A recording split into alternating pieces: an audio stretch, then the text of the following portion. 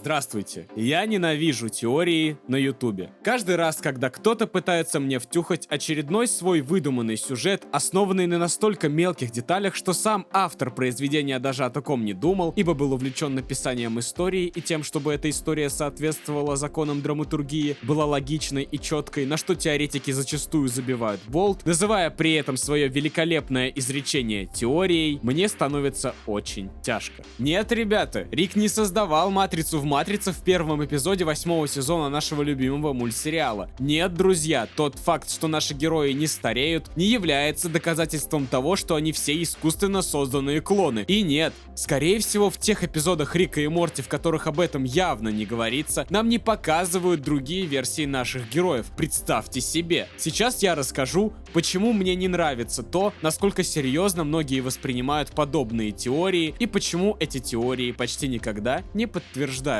Ну и парочку позитивных моментов такого подхода к художественным произведениям я тоже отмечу. Начнем с быстрого разбора моего телеграм-канала, ведь там мы обсуждаем аниме, игры, мульты, кино, все что угодно. Заходите, извините. Начнем с быстрого разбора того самого эпизода про Матрицу, чтобы закрыть эту тему, ибо слишком уж много комментариев собралось под моим видео о 8-м сезоне Рик и Морти, в которых люди заявляют, мол, я там что-то не понял, хотя сами просто посмотрели очередной видосик Содерлинга, приняв его слова за чистую монету. И нет, я не обесцениваю его работу. Бро зарабатывает деньги себе на хлеб и при этом дает нам много пищи для размышлений, копаясь в мультсериалах. Он молодец. Жаль, только многие не понимают, что владелец одного из крупнейших каналов на русском ютубе о мультиках сам не воспринимает свои теории на 100% всерьез. Первое, о чем говорит Содерлинг, Морти не мог собрать машину Рика, ведь его навыки, приобретенные в Матрице, ничего не стоят в реальном мире, а значит, пацан все еще был в Матрице, когда копался в автомобиле Рика. Во-первых, Морти не собирал машину, а всего лишь подлатал ее подвеску. Во-вторых, предположу, что навыки пацана, приобретенные в Матрице, основанные на зарядках, по логике, предложенной нам самим автором теории, если не должны были работать в реальном мире, то не должны были работать и в более реалистичной Матрице тоже. Или навыки из разных матриц у нас передаются, а из Матрицы в реальность уже нет. Где логика? Следующий аргумент. Разговоры людей в реальном мире похожи на разговоры NPC. Если он доберется до центральной электростанции, запустится цепная реакция, которая сделает Северную Америку необитаемой, а заодно вырубит все мобильники! Не бойся, охранник номер 2. Ров был установлен как раз для такого случая. Нет на Земле танка, который пересечет эту воду. Был бы подобный, очевидно специально написанный так тупо для создания комедии диалог в любом другом эпизоде, не связанном с Матрицей, он не был бы замечен вовсе. Поэтому прикрутить его к теории о Матрице в Матрице можно, но лишь для искусственного подтверждения своих слов. Он сказал, никогда не воруй изобретение деда!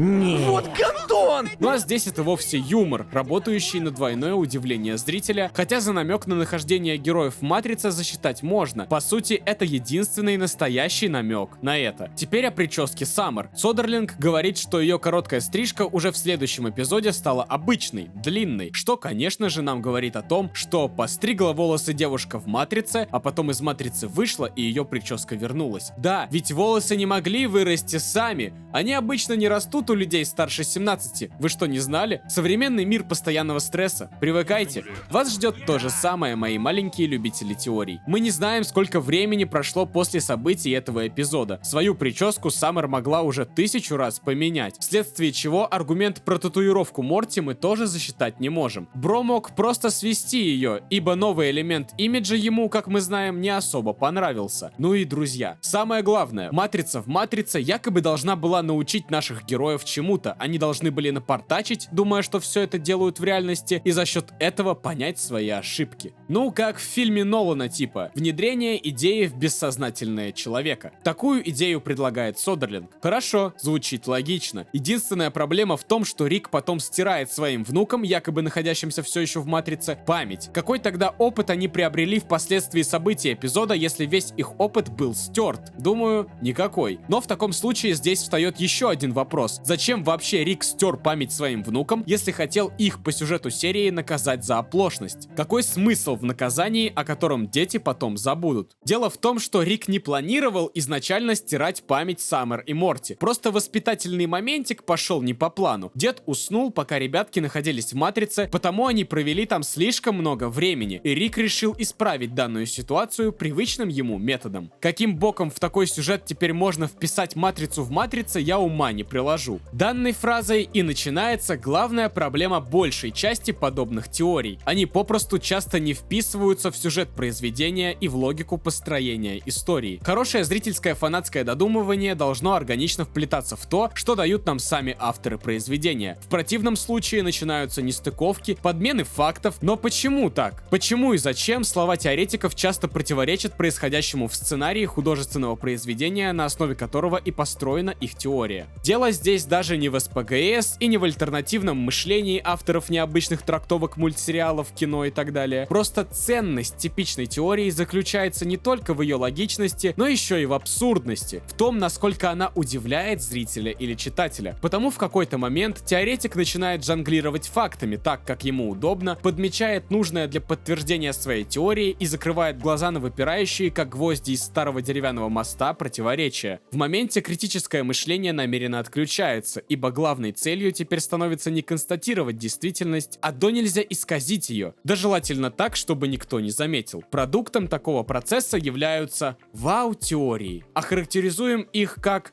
«было бы интересно, но, к сожалению, противоречит логике». Но больше всего я люблю такие теории, что заставляют задуматься, но как только ты начинаешь задумываться, понимаешь, что даже если бы теоретик оказался прав в своих изречениях, то это ни на что бы все равно не повлияло. Давайте вспомним, например, старенькую, не прошедшую проверку временем теорию Содерлинга о том, что, мол, иногда в сериале Рик и Морти нам показывали не наших героев, а тех, что из какой-то другой вселенной. Как минимум в четверти показанных серий последних сезонов нам показывают вовсе не того Рика, за которым мы привыкли следить. Представим, это действительно так. А дальше что? Да хоть Рика C1337 показываете вместо C137. На историю-то по итогу это никак не влияет. Что-то я не помню, чтобы в сериале мы наблюдали за тем, как, например, Рик не помнит какие-то события из прошлых эпизодов, которые с ним случались. Ну, не считая тех случаев, когда он стирает себе о них память. Явных отличий в характерах якобы разных Риков я тоже не вспомню. Друзья, авторы не знают, как им шутки нормальные иногда писать, куда двигать основной сюжет мультсериала, забывают нам раскрывать ранее важных второстепенных персонажей, борются с дилеммой: